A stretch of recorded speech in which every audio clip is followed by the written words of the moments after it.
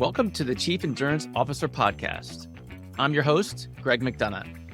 Each week, we hear real-time stories from athletes and CEOs on how to maximize performance through an endurance mindset. Let's get started. Welcome to the Chief Endurance Officer Podcast. I'm your host, Greg McDonough. Today's guest wakes up every day, pumped to run, excited to work, and energized to connect with people. She is the host of Grounded Podcast. She's also dedicated to fresh produce and spec maximizer for a multi-unit national restaurant chain. The director of national accounts for Produce Alliance. Please welcome Lauren Mitchell. Welcome, Lauren. Hey, Greg. Thanks for having me. It's great having you on the show. So this show, we focus on the endurance mindset. And so my favorite question to ask is, Lauren, tell me how your endurance mindset has impacted your life unexpectedly. Oh, gosh. Being in business development and customer service, I think that the adventures that come from living a life filled with sport and endurance running, are just so fun. Those conversations are so fun to carry into industry events and just throughout the workday. So unexpectedly, it's a collection of all these experiences and adventures that I've had that come out in conversation, either when a state comes up or if we're in a particular place, be it mountain or on a beach, and kind of some of the experiences that have been there before. And it just brings about such great conversation. And so I think that's probably the most unexpected advantage or treasure that I hold to this box of unlocks that I can just continue to unpack and discuss, and then hear, from their experience, maybe something that had been special for them as well. So yeah, good for So you- conversation and connection, I guess. Long story Absolutely. short. Yeah, absolutely. And just thinking about that a little bit deeper, is it, or maybe it's both of these, but is it more around the conversation of, hey, I can't believe that you do that, all the running, the volume of running that you do? Or is it that they also are into an endurance sport or long distance running or something, and there's a connection of like, hey, we're both crazy people. Let's talk about how crazy we are. I would say more commonly it's the first. It's what you run 100 miles. I don't even like to drive 100 miles, right? Probably the most common thing that I hear. But what is most fun is when you uncover someone that it may not be running, but I think it's called a velodrome bike racer. And I had a friend that I had no idea he wasn't a runner, but he's like, but I race bikes on a track. I'm like, what? What is that about? So again, just kind of making these connections that although it may not be running, it's some other amazing experience or sport that they're into. Could be rock climbing, so on and so forth. So. And so taking that one step further, out of those conversations, what's an example of something that happened in your life that you were like, wait a second, I never expected that to actually happen. But now that I had this connection, it came just naturally. Running has been, like I said, it's been a point of connection at conferences, and in meeting someone at an event, they mentioned that they were in town and would love to go for a run. And I said, bring your whole crew down to your lobby. I'll take you guys out for a run tomorrow morning. And then unexpectedly, we're on an 8-mile run the next morning, talking about business, work, travel. And we've stayed in touch at forthcoming conference and events just to set up runs together.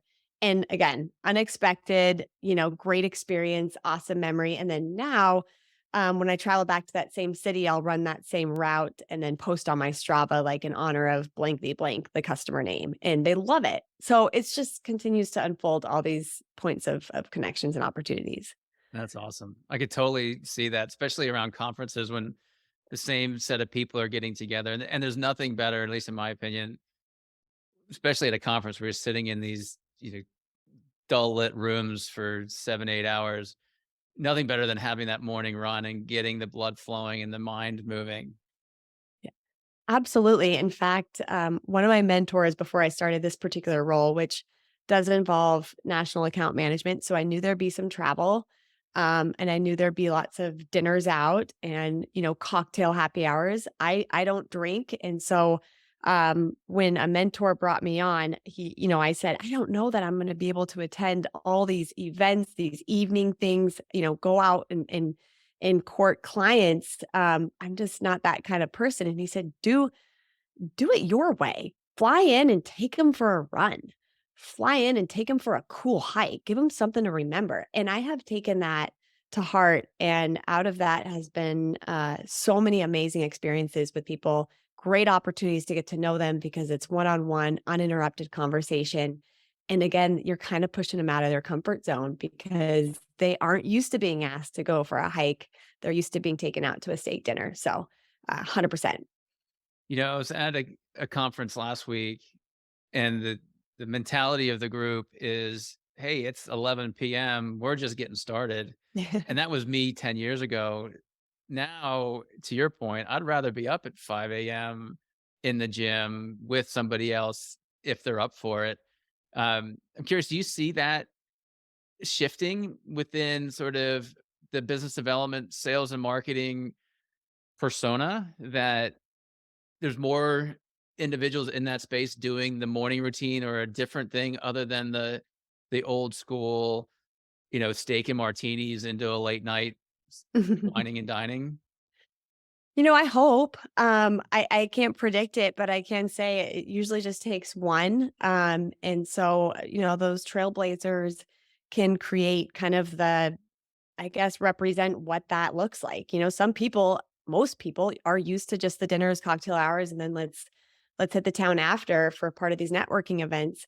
It's not typical for someone to try and you know, put together a CrossFit session early in the morning. But if you've got one or two and then you kind of break some of the chains, people tend to then have something to reference in terms of a context for that experience. And then it's repeatable. So, I do just think it takes one or two, and I hope that more continue to just, blaze that kind of trail. And, and the other end too is, and I always reference a hotel gym in the morning because you're all at an event, but then in the very early morning, it's those that show up into the gym at 6:30. It's a special tribe.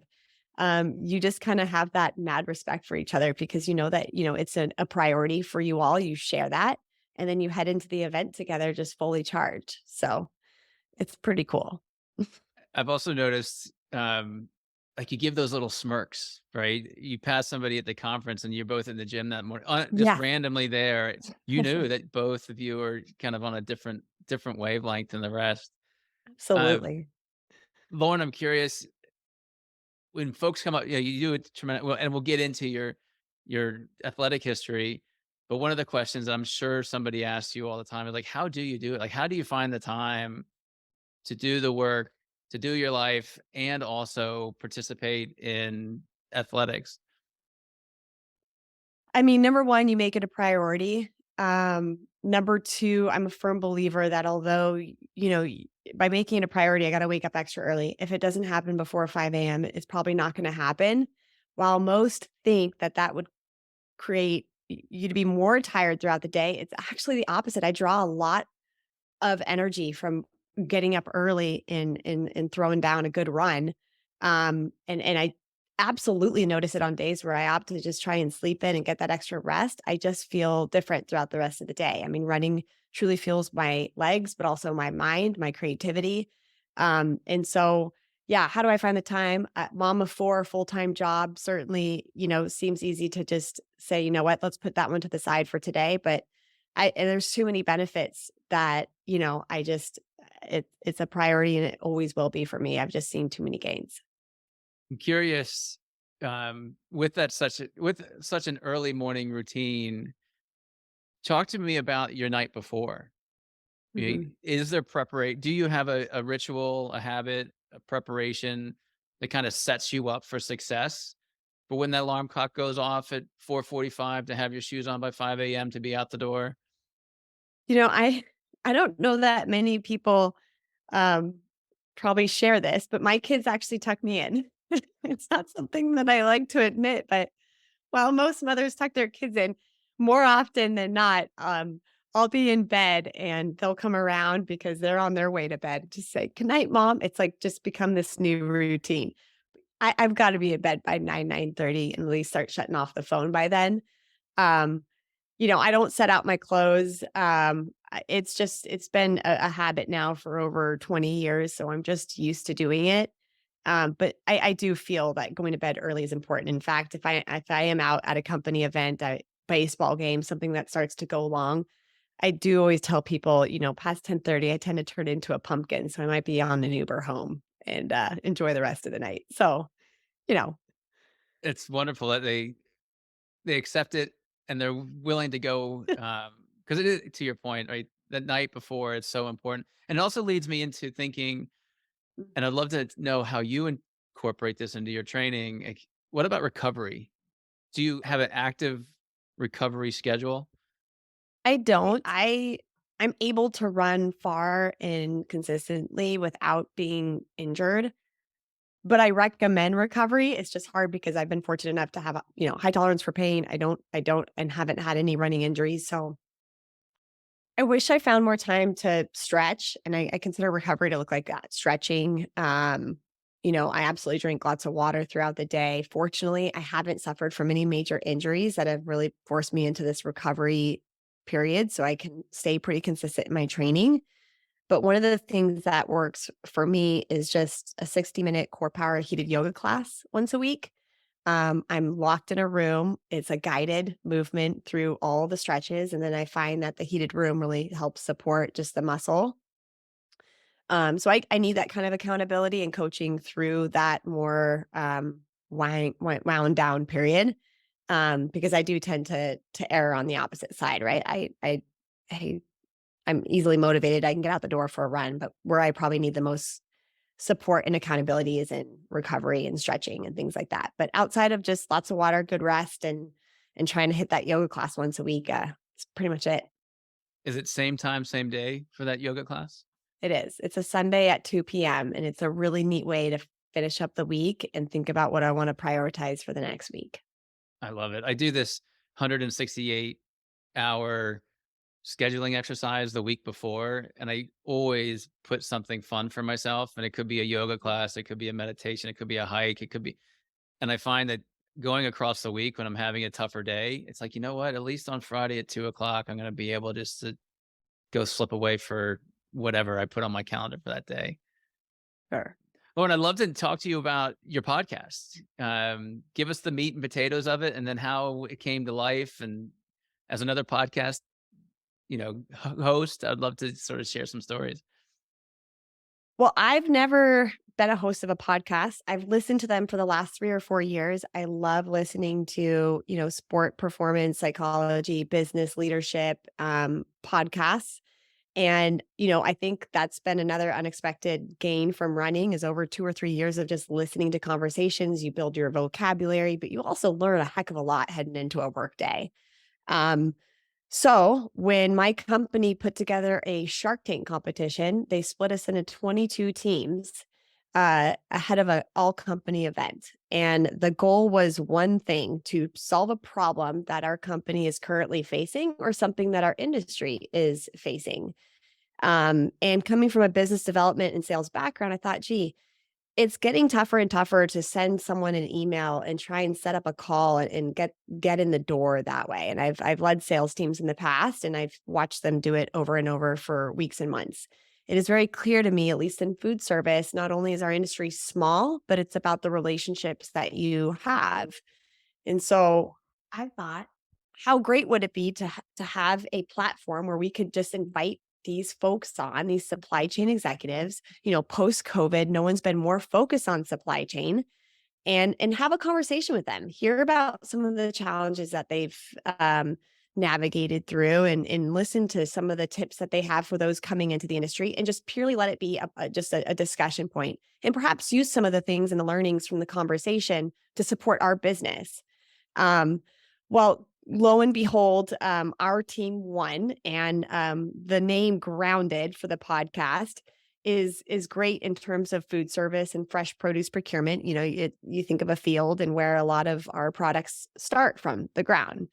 Actually came from my nanny at the time, who got a tattoo on her foot, and it was Grounded. And that same day, our team was trying to think of our team name. So it's just so funny how some of these things stick. Um, but my company afforded me the opportunity to hire a production team and actually launch the podcast. I had a couple guests come on to start, and I was so nervous to have a conversation. No idea other than just what I learned from listening to podcasts. But I still had this crazy fire and firm belief that this would really become something special for those in our industry that people don't normally hear from. Everyone eats out every day, but not a lot of people understand where the food on their plate comes from. So these stories behind Raising Cane's and Tropical Smoothie Cafe and some of your favorite restaurants, you've no idea the sourcing and procurement that goes on behind the scenes to move products across the US and into those restaurants. So it has been such an awesome experience. And I have so adored the conversations with the guests and the relationships that I've been able to develop with them following having them on. So, yes, grounded. I hope everyone gives it a listen. It'll certainly be in our show notes. Um, Retell one of the stories that you've heard. Like, I'm not in the food service. I'm fortunate enough that when I do go out to eat, the food just shows up. Like, it's in print and then it shows up. And I don't know. Educate us on on what happens sort of behind the scenes, and if you want to, a guest story of what they do, Smoothie King, or, yeah, give us some insights. Educate us, please. Yeah, I think one of the the common things for those that come into a produce category management role or director of procurement is they may have not only fresh produce in their category, but they might have linens and dairy or bakery and seasonings. Who knows? But it's the combination of having all those categories that can really put some of these jobs to be pretty astounding. And so the number one greatest skill that anyone can really have in that role is really understanding your cost inputs, right? So they're Mhm. managing the cost of that category, the price of the ingredients, but also food safety and Q&A. So they all recommend and they all talk about their experience traveling the whole path of their product. So let's take a carrot. That would start in Salinas, California, out in a field, standing on the truck and watching the jumbo carrot getting harvested right out of the field and then put into the shipping house, ran down the line. And if it's a further processed carrot, like your carrot stick at Buffalo Wild Wings, or maybe it's a matchstick carrot in your stir fry at Payway, goes through into a processing facility. And then you drive it on a truck all the way to a distributor. And then the distributor loads it onto a truck to make that final mile into the back of the restaurant, along with their broccoli florets and their bean sprouts. And um, you start to understand that that carrot that's arriving right there in the back of the kitchen is in fact affected by fuel charge because it's made it on the truck, Mm. by the price of labor in California because it's the farmers that are harvesting it out of the fields, in so many different hands along the way. So a lot of what we're seeing right now is just that vertical supply integration where, what part of that process, once you have all your cost inputs, where can you either reduce part of that, shorten it in order to make sure the freshness is there, or, just ensure you're working with the right supplier partners. So That's really helpful. And the question that came to mind, it's a little bit different topic, but being so close to food and food service, has that changed how you eat? Like what your eating habits are, your nutrition, how you see food?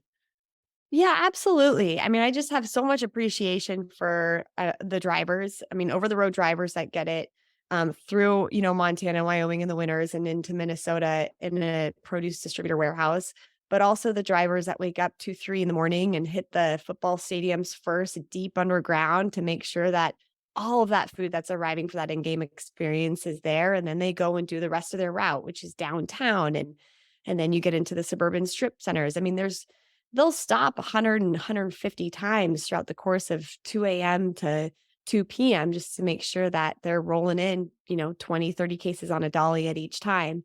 So definitely appreciation when I'm eating out, but also just fascination about, the improvement in supply chain too. I mean, going to the grocery store now, you can get edible flowers to put on your salad when you're serving at home.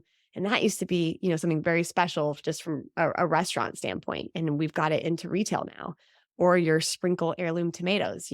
We've got grape tomatoes, we've got cherry tomatoes, but now we've got basically half the size of a cherry tomato in an heirloom tricolor variety. There's just getting to be such improvement and so much innovation in the food service space. It's really been splendid to see. So, So with your personal eating habits, do you mhm. bring that, other than just the variety and the ability to have better food at the grocery store, like, talk to many of our audience are long distance runners, we're endurance, like, we focus on nutrition. Any insights or secret tips that you have that you follow that could be beneficial to the group? A frozen burrito in your running vest usually thaws to the perfect temperature about 30 miles in. Fair That's enough. the best that I can offer. I I love it. happen to eat healthy. It's not intentional. I do enjoy having good solid chicken breast and good fresh produce rather than eating a big burger and then heading out the door the next morning. I don't like the way that that feels in my stomach, but I'm not really over one way or the other. I mean, I definitely need some good protein following a run and I'll get a burger and fries, but it's not something that I do frequently, so it does feel like a treat. But yeah, no tips, just do what works for your body. I mean, Mm, sometimes if quinoa is being blasted around as the number one healthy this that, but it doesn't sit well for you, it doesn't mean you're not a healthy eater. Just find what works for you. very, very well said. Mhm. So, Lauren, switching gears, talk to us about you, your childhood, where you grew up, how you got into what you're doing. I got into running just like podcasting very accidentally. I was raised running 5 and 10Ks by my dad, but coming out of college, there was a half marathon in my hometown. And I thought, well, what the heck? If I can run 3 miles, I can run 13. And about 3 or 4 miles into the course, there was a split off for the marathoners and the half marathoners. And I thought, gosh, that'd be so funny if I actually could finish a full marathon today untrained. And, a lot of people train many months and years for something like that. I'm just going to knock it out today. My dad happened to be there and he was waiting for me at the half marathon finish, expecting me to come in around 2 hours. And, around 3.5 hours, he asked the paramedics if they had seen me on the course at all. And they said, yeah, she's actually at 22. And he was like, 22. So lo and behold, I finished a marathon and I thought, well, geez, if I can finish one, untrained, I would love to see what I could do training for one. So that's how I got into it by sheer adventure and unexpected impulsivity. Um, and here we are, 58 marathons later. Wow.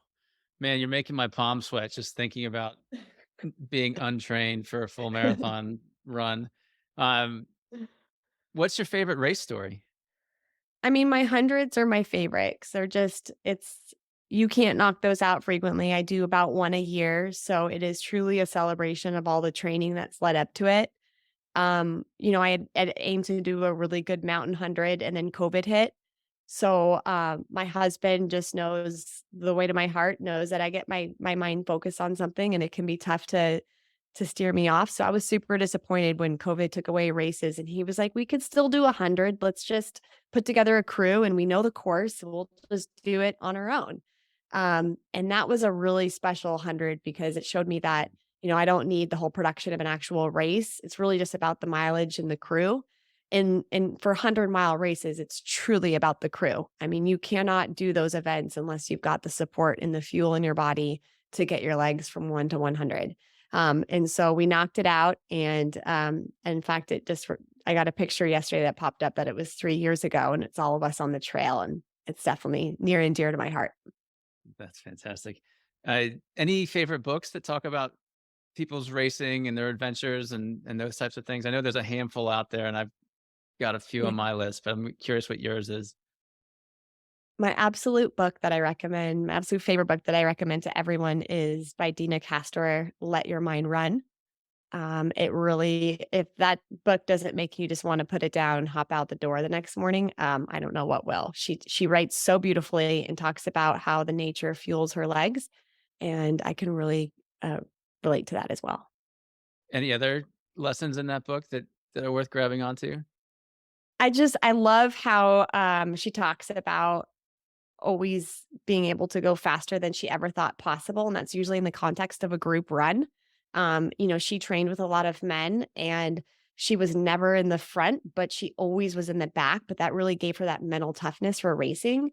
And it also caused her to run faster than even what she felt possible because she just hung on to their hips, is how I call it, or just try to keep them in her sight. So it's really cool. I mean, women are getting faster and faster, but I think it's great to have a male running partner because it can really push you beyond what you think possible. I love the mental toughness, and where my mind went when you said that was then bringing it back to work for you. Um, Talk to us about how you bring that mental toughness, how the mental toughness that you develop through your distance running, how you then apply that or see that sort of present itself in your work life or even your family life. Yeah, no, I think it definitely I use it in both. Work presents challenges every single day in fresh produce supply chain. You have to work really quickly. You're solving problems every day. And so I think that resilience carries over, and just the ability to handle and navigate some of those challenges with confidence, but also motivate others to just kind of stay afloat and stay in the fight. That comes a lot from running, and then just the prioritization. I know that every minute is important. Working full time and having 4 kids, and so, knowing that I get that hour, hour and a half in the morning to myself really carries over into the time that I get to spend and be deeply present with my kids because I'm not half in anything. I'm all in wherever I am. So Have found the same with triathlon training. It forces you to collapse time, and if you could do something in 15 minutes instead of 20 minutes, then that's 5 extra minutes for family, another project, your to-do list, who knows? And so that prioritization is a great unexpected benefit, at least for mhm, me, mhm. by tackling these what seem to be bigger than life challenges. So Lauren, how can an audience member get in touch with you? I'm on LinkedIn. So give me a message in LinkedIn and I would love to hear about your adventures and connect with you that way. Fantastic. Well, it's been great having you on the show. I can't believe the amount of running volume that you get in with a full-time job, with 4 kids. Um, and I also appreciated you talking about, you know, that Sunday afternoon, 60 minutes, hot yoga just allows you to sort of decompress from the week behind you and re-energize for the week in front of you. And that's a critical message to, in my opinion, for our audience to take away is like, hey, make that time for yourself so that the rest of the people around you have you fully engaged and fully present when you're around. Lauren, again, it was awesome having you on the show. I appreciate your stories, and I still can't understand how you get it all done, but you do. So congratulations to that. Thank you so much, Greg. It's been great to be on. Thank you for tuning in to the Chief Endurance Officer podcast. To hear more inspiring stories and strategies around the endurance mindset, be sure to subscribe below or visit us at chiefenduranceofficer.com. Until next time, keep pushing those limits